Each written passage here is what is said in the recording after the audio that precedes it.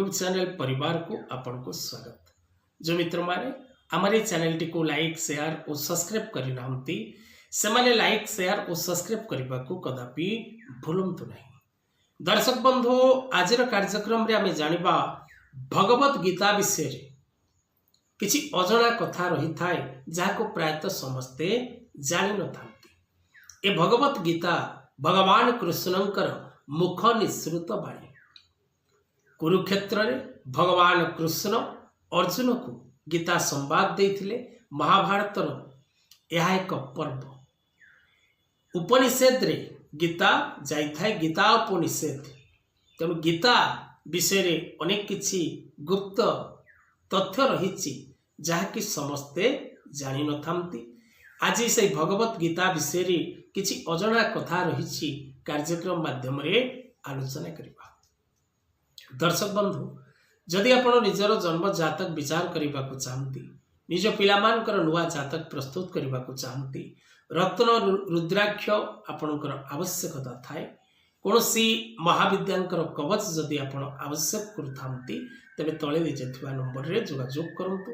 जदि वास्तुभित्तिक कौनसी समस्या आपणक गृह रे रहिछि एवं ताहार समाधान आपण चाहुचंती, वास्तु विजिट करने को चाहते, बिना भंगा रुजारे आपण निज वास्तु को सजाड़ा चाहते तेरे तले दिथिबा नंबर रे जोगाजोग करंतु।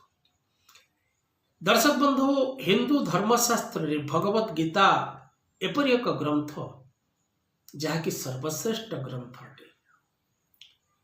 भगवत गीतार पाठर महत्व रही, श्रवणर महत्व रही, कीर्तन महत्व रही। ए भगवत गीता पाठ करने द्वारा भगवत प्राप्ति होता है एवं व्यक्ति समस्त समस्यार समाधान सूत्र गीतारू प्राप्त करता है। ए गीता श्रीमद् भगवत गीता ए पुस्तकटी 700 श्लोक विशिष्ट पुस्तक। ए पुस्तक रे भगवान कृष्णंकर श्लोक संख्या रही 547, अर्जुन को श्लोकर संख्या रही 85, धृतराष्ट्र श्लोकर संख्या रही 1 एवं संजय श्लोकर संख्या रही 40।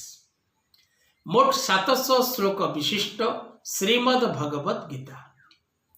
भगवान कृष्ण अर्जुन को गीता उपदेश दवा पूर्वर सूर्यनारायण यह प्राप्त करते। प्रथम गीतार उपदेश भगवान सूर्यनारायण को प्राप्त होता।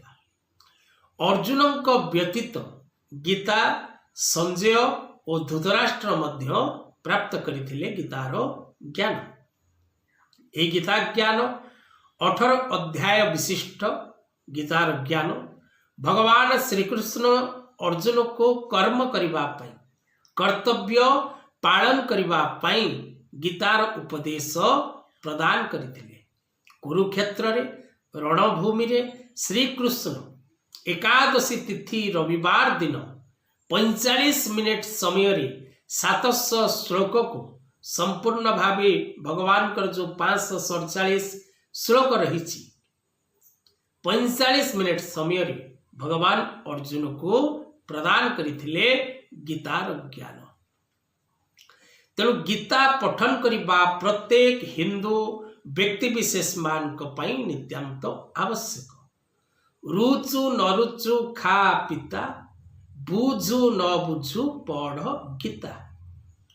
तेणु गीता पाठ करने द्वारा आपण को समस्त प्रकार ग्रह पीड़ार मुक्ति मिलता है, सुख सौभाग्य लाभ होता है, समस्त प्रकार ऐश्वर्य भोग करिवार शक्ति नारायण का आशीर्वाद आपण को मिलता है। कारण जो व्यक्ति गीता पठन करे, गीता श्रवण करे, गीता यज्ञर आयोजन करे, गीता सप्ताह बसई पारायण करे, से व्यक्ति उपरे महालक्ष्मींकर अपार करुणा रही है। तेणु गीता ज्ञान ठारू श्रेष्ठ ज्ञान ए संसार रे आउ किछि नाही। तेणु हरि नामेव केवलम, हरि नामेव केवलम।